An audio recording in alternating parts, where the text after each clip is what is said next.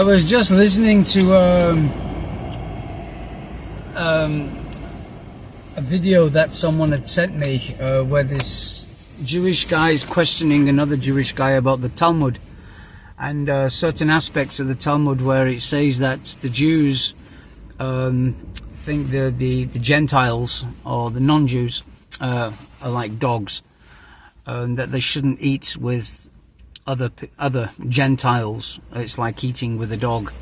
A lot of it's been contradicted. The Talmud isn't such a vast book. It's. I mean, I haven't read it. I've just read what was written there, saying it's 600 and something pages of whatever philosophy, and you can't. There's not much philosophy, to be honest. I mean, they still eat meat. That's the first aspect. To becoming a human being, you've got to be vegetarian. Otherwise, you're eating like an animal, as you are what you eat, as we've been led to believe. As far as the Gentiles being like animals, we have a similar kind of outlook that if a person... Oh, God. Phone call coming in. Yeah, so if a person doesn't take to God consciousness or to develop some kind of spiritual knowledge of God and surrender to God through the instructions, then he's no better than an animal, in the sense that an animal eats, it sleeps, it mates, and it defends, fights, and fears. That's basically the four aspects of being an animal, is based on these four principles. So if a human being doesn't take to God consciousness, then those four attributes are his. Also eats, sleeps, mates, and fights. As we can see in the war today, everybody's fighting. You go everywhere, people are fighting. You go to a car park, they're fighting about a car parking space, and it goes to the point where you want to kill the person. This is just how animalistic we've actually become over the years. But if we were all God conscious and realized that everything in this world is owned and controlled by God, and nothing belongs to us.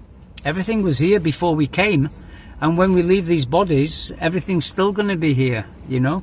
We can't take we never brought anything with us, except our karma, and we can't take anything away from this place. So why we become so attached to it is because we've forgotten our true position, which is in the spiritual world, and we've come down to this material world in forgetfulness. So it's our duty as human beings to actually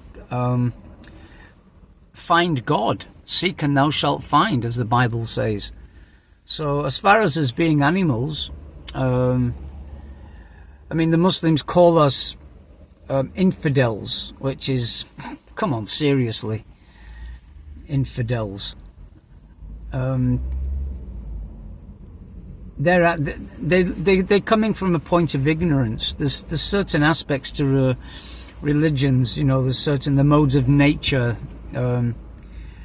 When they pray, what do they pray? What do the Muslims pray for? There are mystics in the Muslim faith. There are mystics in the Jewish faith. And most of these mystics are all vegetarians because they realize that they're not supposed to kill. I mean, killing is an act of violence.